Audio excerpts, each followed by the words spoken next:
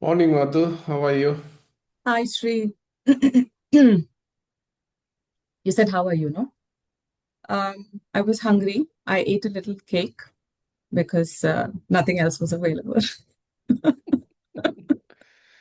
So What there's about your some breakfast? sugar rush. Breakfast, it's not ready yet. I have to make it.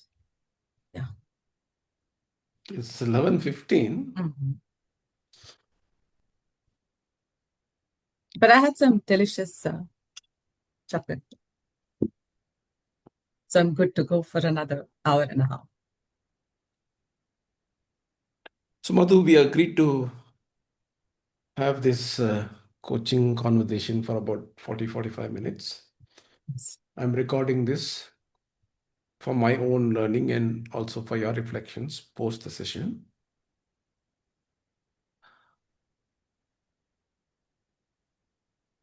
How would you like to make use of this time? Um, so first of all, I take this time very seriously. Um, for me, it's time when I can be with what's coming to me and some synthesis around that. Um, yeah. So the other day, I had a conversation about wanting to build my website, and but interestingly, it took a different turn because uh, I wanted to know who I was, so that the website is a reflection of that. Uh, so my immediate question was, who am I? And then through the course of probably a minute or so, I said who I am as well. And then I figured that there are two identities. Who am I is an identity. Who I am is another identity. So I think I want to see what these two are. Yeah. I don't have any specific goal or anything. I just want to be with these two questions and allow for uh, the emergence. Yeah.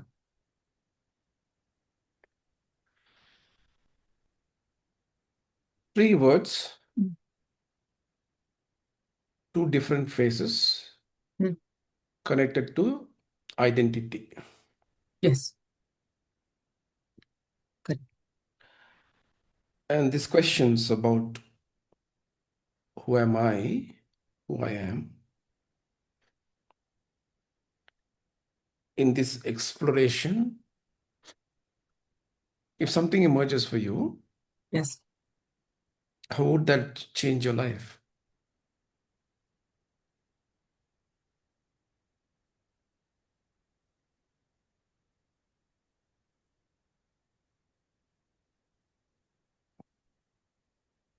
So for me, I'm always looking to see something for myself. Uh, I'm not much of a reader per se. You know, I like to experience it through my own thinking. And what I've understood over the years is that everything that I come across as some level of thinking is what is being written. Uh, so then it just solidifies saying that, oh, that means this thinking is right. So the books are only a means to say uh, that somebody else also had the same experience. So it means that that source is the same. So it is from that source that everybody is able to think, everybody is able to articulate, and things like that. So what will how will, this emergence change my life? I think it will only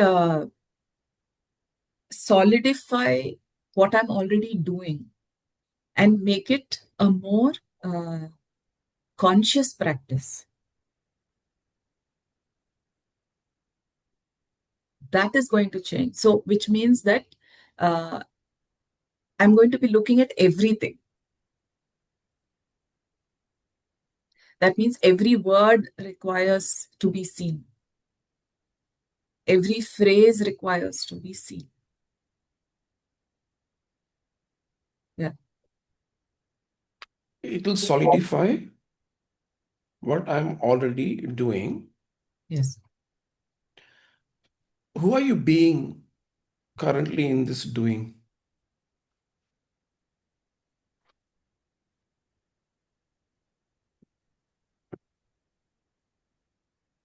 I'm being a seeker.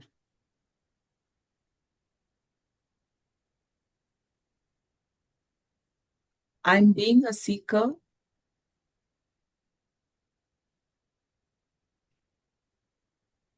that is interested,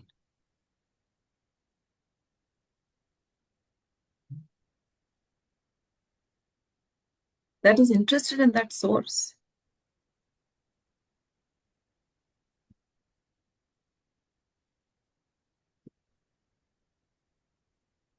Yeah. Where everything exists. So it almost feels like a light beam.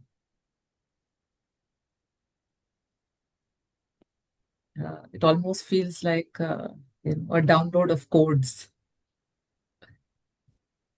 uh, where this channel is open and just receiving. It feels like receiving. Yeah, it feels like that. It feels like receiving. Yeah, that's what it is.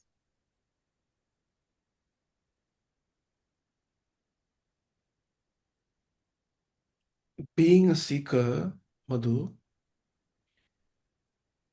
what is that bringing for you in your overall life?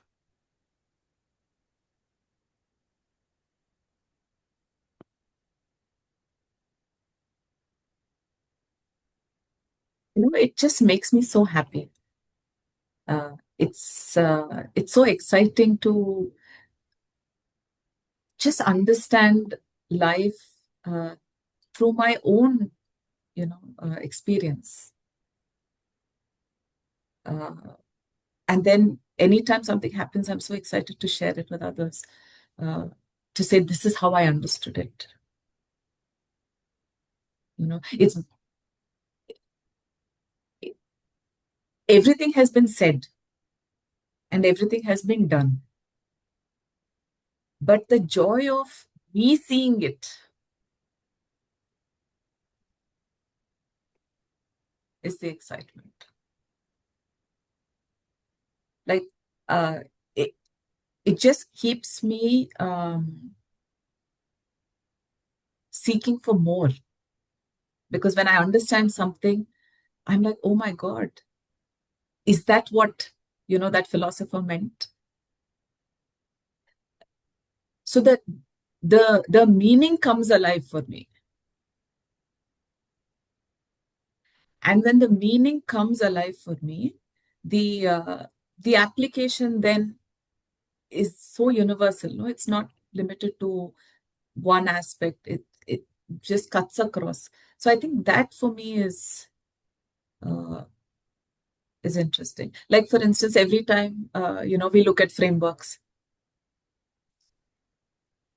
I just can see that all of them are saying the same thing in different forms and shapes and sizes. So for me, that is the excitement. So, for instance, yesterday a friend of mine wanted to make some presentation for her CEO and then whatever. Uh, it came so naturally to me to synthesize everything, and you know, so it means that there is no effort for me to do anything. It's just a quick download and then quickly put everything together. So that is exciting. So receiving from source is exciting because it's the fastest way. The effort is hardly anything. It is just about receiving.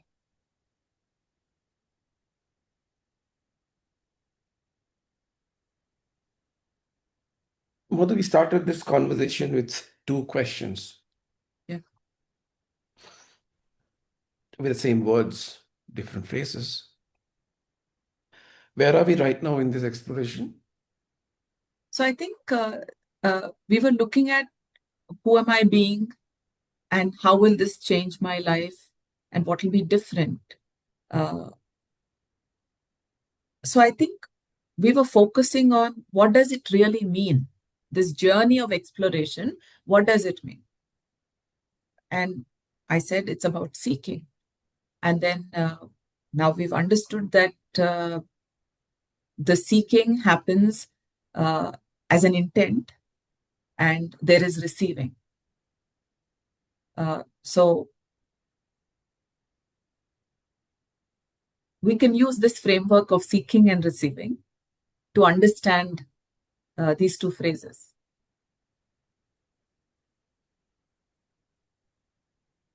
So we'll use the framework of seeking and receiving to understand these two phrases. Correct. And when you live this conversation by end of the 45th minute, what would you like to take away for yourself? So when you said when you leave this conversation, I heard it as when you live this conversation. And I think I want to stay with that. When I live this conversation over and over again, what is it that I want to take with me? I think the truth of the conversation itself. Because whatever emerges is clearly coming from a space of seeking and from a place of receiving. Yeah.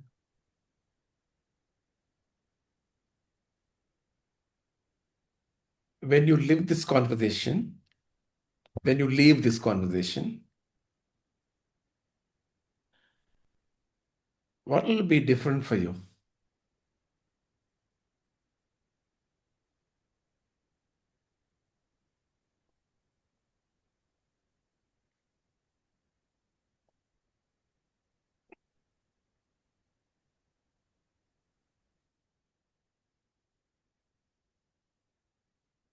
I don't know now, Sri, but I think by the end of our time together, I think we'll know. Yeah. Yeah. That I think that also is emergence.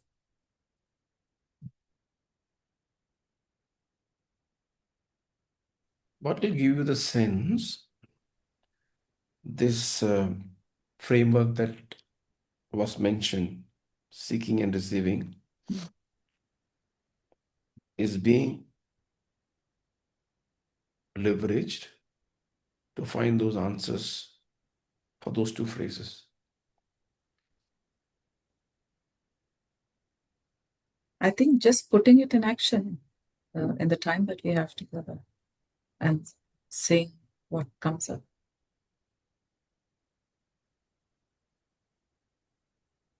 Yeah. In the beginning of the conversation, Madhu, there was a phrase that was used, light beam. Mm. Where did that come from in this conversation? From the receiving. Mhm. Yeah, just the visual just came like that. Yeah. It's probably what wanted to show up. Yeah. And I'm just reminded of something. It says the seeking starts with prayer and the receiving happens in silence. And I've used this extensively. Uh, and I mean, it's a foolproof system. Yeah. Yeah. I'm seeing a bright smile on your face when you mention that. Yeah. Seeking starts with prayer and Yeah. receiving happens in silence. Correct. In the moment, how would you like to use that for yourself?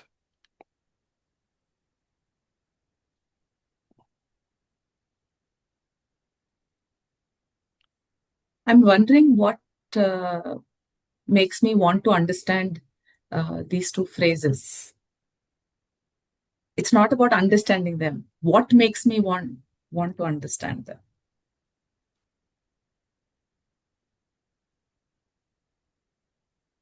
What makes me want to understand that? Yeah. And the immediate answer to that, as I'm just saying this to you, it feels like because I'm somebody who's always interested to know the breadth of everything. And depth is something that I've been actively thinking about, saying that if you know the depth of something, you know the breadth of everything.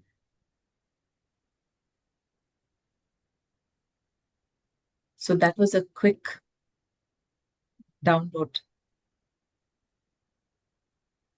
What makes me ask, these two questions is probably because I want to know the depth of it, because then it may hold the answers to the breadth of everything.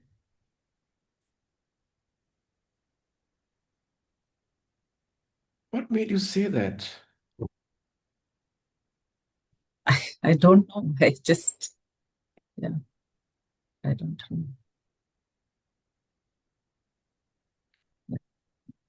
Because I think these are two questions that are so basic. They're so fundamental.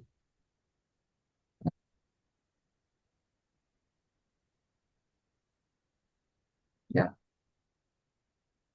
They're probably at a unit level.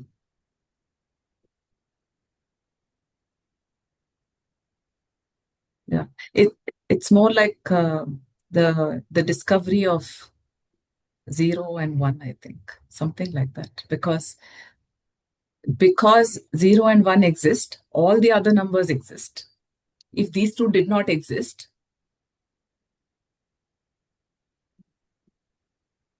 then no mathematics.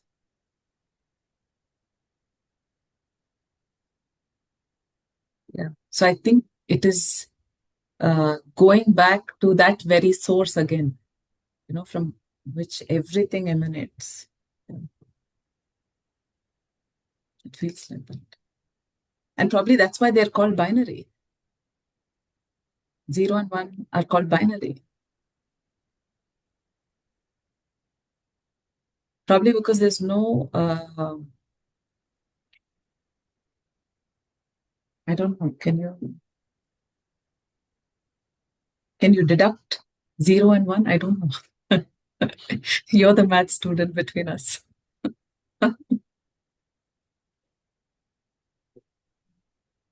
What made you bring this comparison of 0, 1 to this conversation, Madhu? I don't know. It just occurred to me. I have no idea. Because I said it's probably at the unit level. And the only unit that I could think of was 0 and 1 as numbers. And then it, of course, occurred to me that everything else is built on that structure.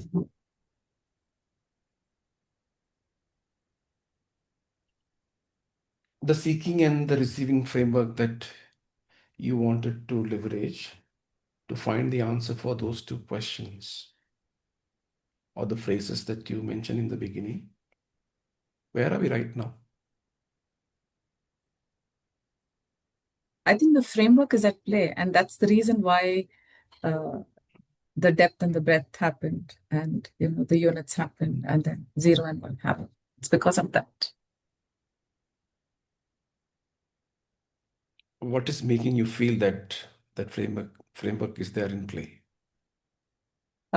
Otherwise, it would have not occurred to me, what I'm saying. If the seeking was not there, then there's no need for me to think. And right now, I'm not thinking; I'm just receiving. Right now, I'm not thinking, I'm receiving.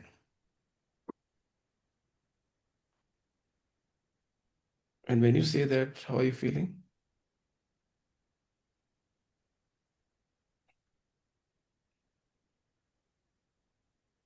It's overwhelming that it's possible. I feel very grateful. I feel very blessed that I can create this space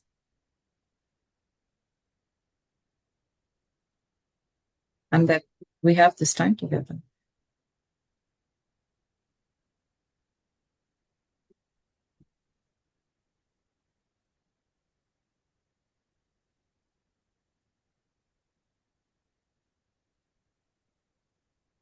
What has emerged for you in this conversation so far, Madhu?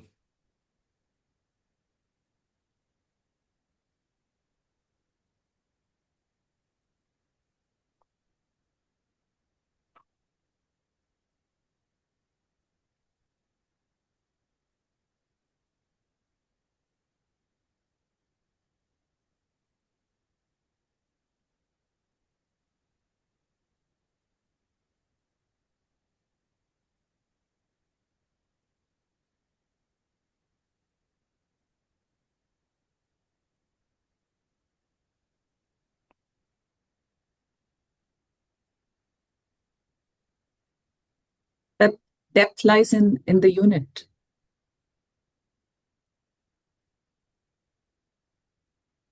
Yeah, it has to. It's that reductionism. I don't know if that is even a word, but yeah. How do you reduce something to its source, to that unit level, to that seed level, or to that root level? And that is the depth. So the depth of anything um,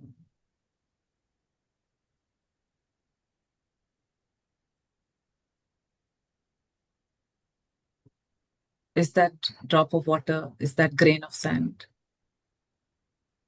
Uh, if H2O is water, then at the hydrogen level, oxygen level, like that.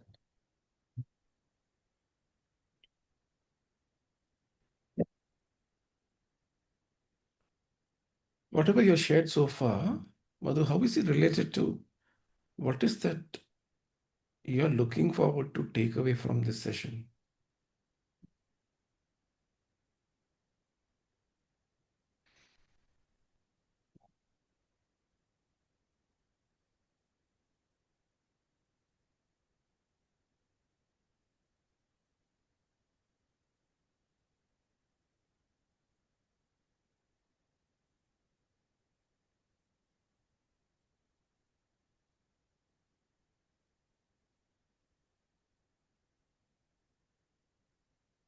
I think it's about getting to the root of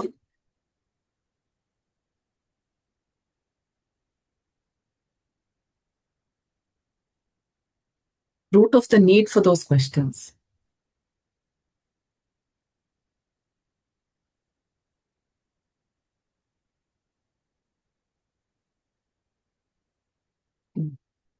Getting to the root of The need. the need for those questions, Yeah. what will that bring for you?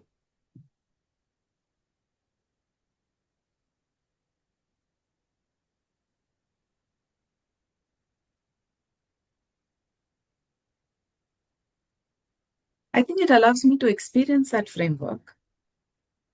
There's a process in place, and there is depth involved in everything through that process. And the joy of emergence, I think it's just that. Yeah.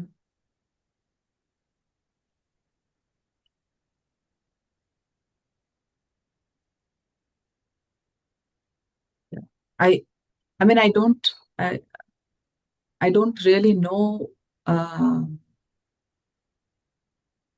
where this will get tied, but I know for a fact that uh, you can use a framework, you can use a process to understand the depth of anything.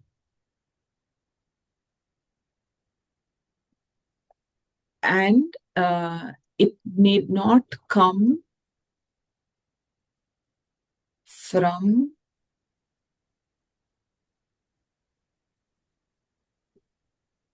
too much of thinking. It can just get received very quickly.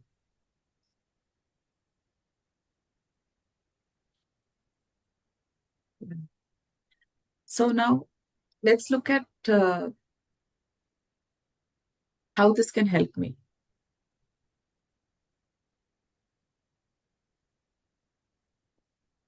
Most times, to reach something, I may go in circles. I may take more time than required to achieve something. But if I were to apply this, it's the fastest path.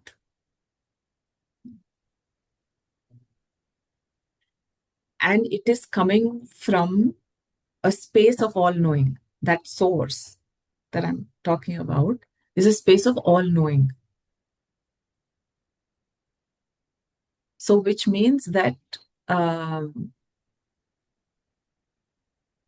say, in a coaching conversation, being present, the questions will automatically get presented without any effort. So, that's one application. Now, let's assume it's a consulting assignment. Everything coming together, exactly like the example I gave you about, this presentation. There was no effort required. So I think it is that path. It's a quick path.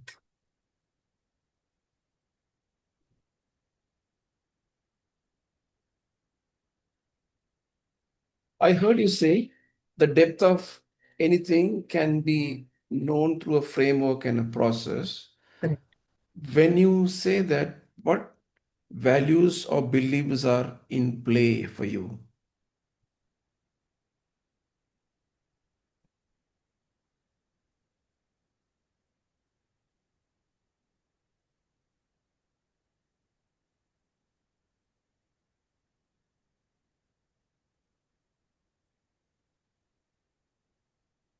My belief that um, everything exists already.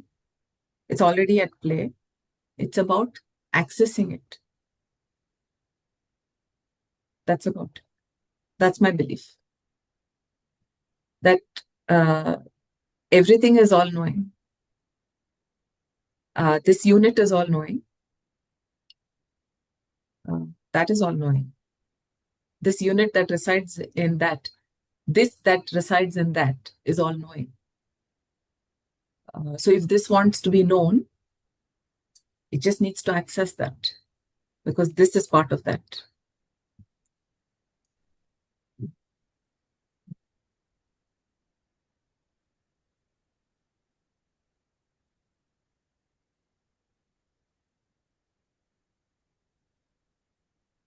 So if we were to, practically look at this, what will change? Decision making will get sharper. Yeah. Then solutioning will get quicker. Synthesis will happen automatically. Integration can be seen.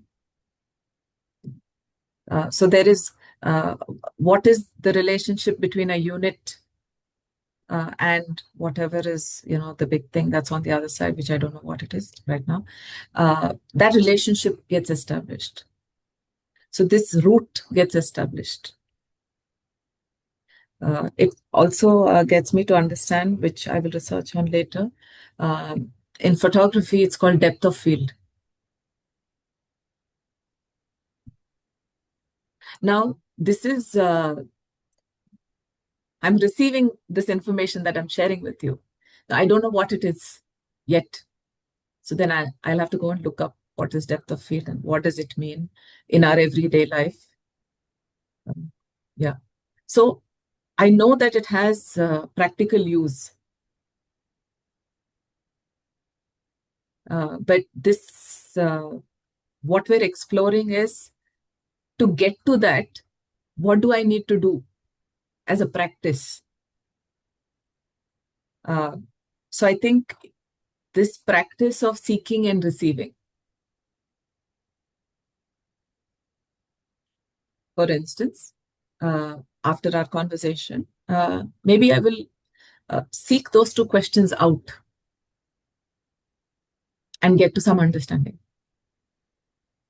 But this exploration is helping me to say that this is a possibility. Yeah.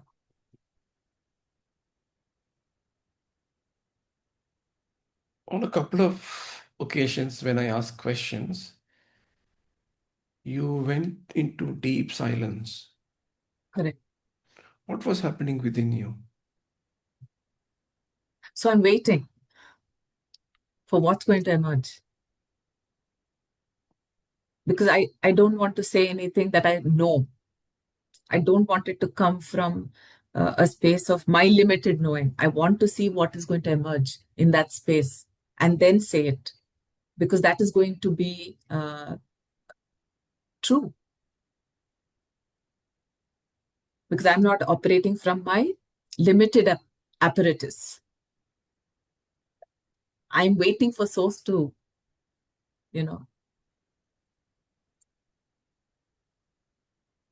put some things into my head.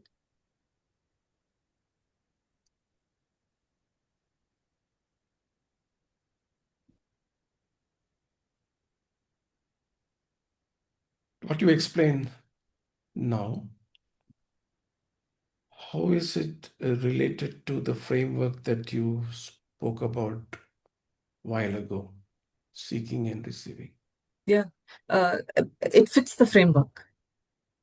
It fits the framework because you asked a question and I'm seeking for that answer. And it's through that silence that something is emerging. So it fits that framework. Yeah. And when you were asking that, something came to my mind. Forgot. If it has to, it was important, it'll come back.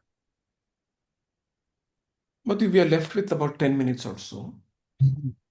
Where are we right now in the conversation from what you wanted to take away?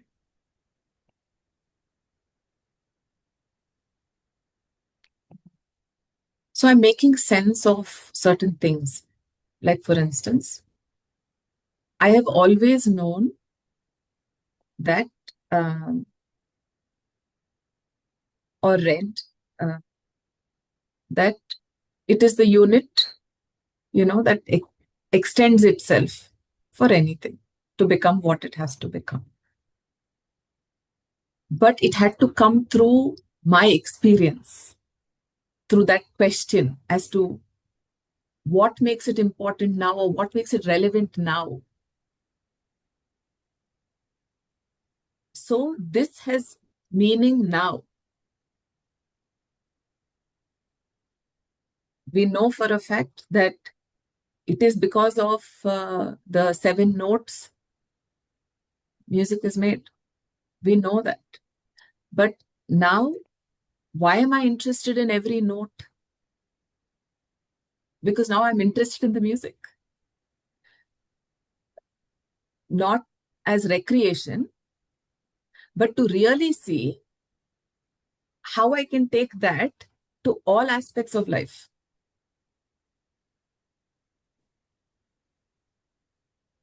So that is why it holds meaning now.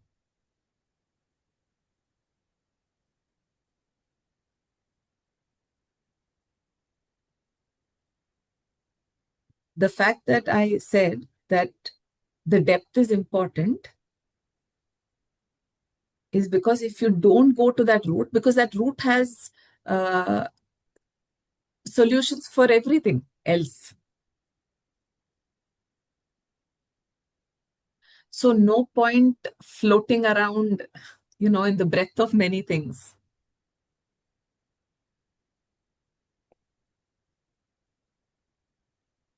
So for instance, if I want to be a coach where timing is everything, and where it's that question that will land, it cannot come from me because I'm limited as a human being. It has to come from elsewhere. So if I have to really know presence, I cannot create it. I have to partner with source for that seeking and for that receiving.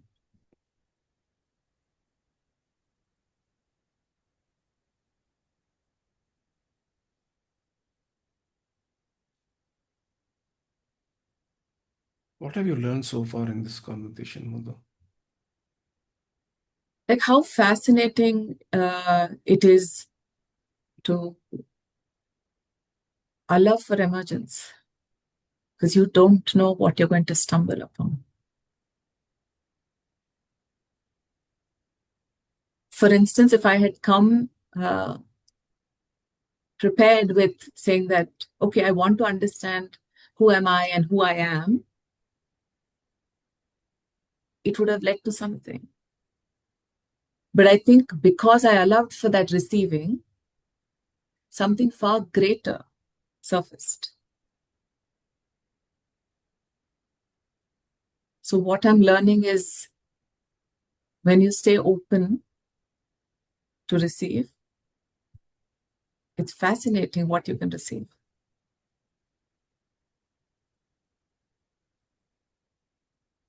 And like I said, it's not unknown. It is not that, these things are being said for the first time. It's not unknown that music comes from the seven notes. No, it is about what meaning does it hold in my context today? And how can I use it in how I show up?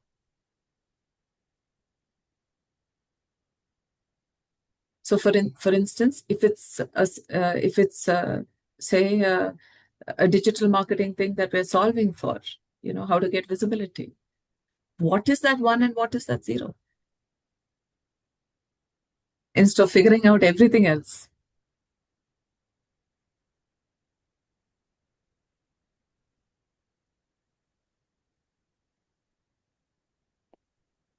Yeah. So it's uh, how how differently you can think.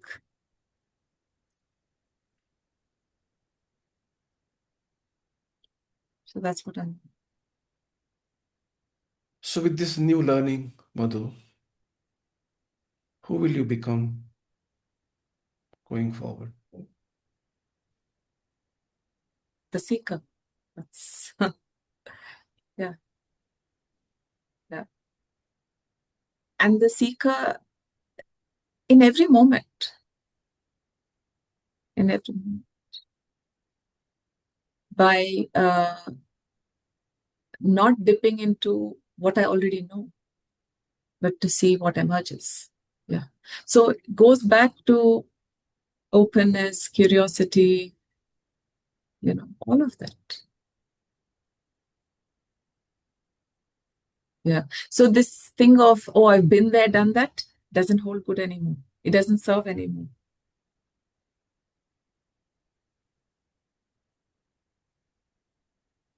Yeah. So then it feels so light. There's no heavy baggage. There's nothing to process. So, my memory is not getting consumed.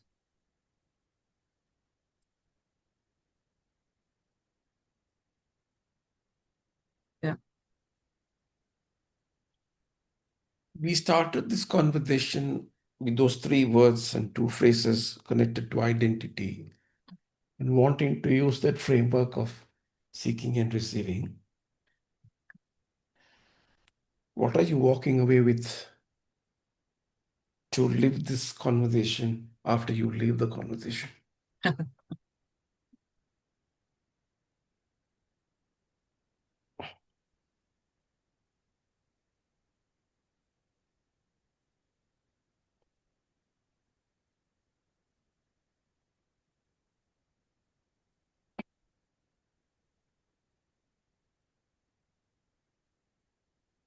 I'm walking away with um, how precious this time is.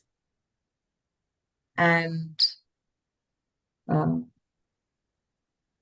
the space can allow for such emergence.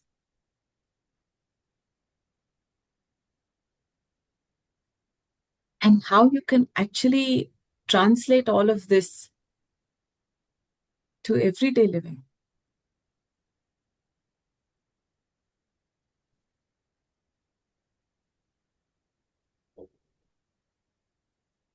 And how how openness, curiosity, and the space of not knowing.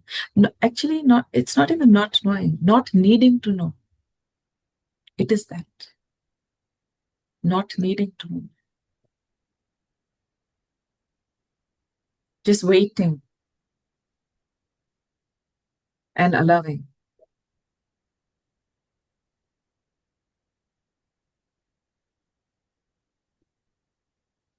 Yeah, and I'm also now thinking that lots of times when there's something that needs to get done, I have a ton of ideas immediately. Now, where are these ideas coming from? Certainly not from me.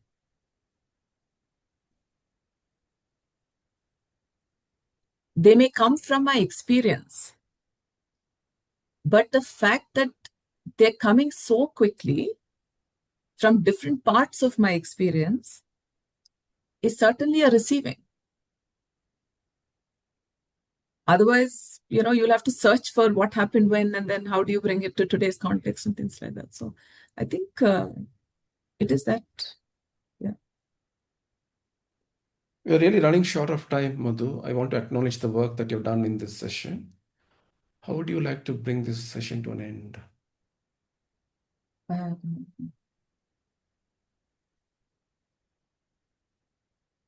for me, this is a continuum.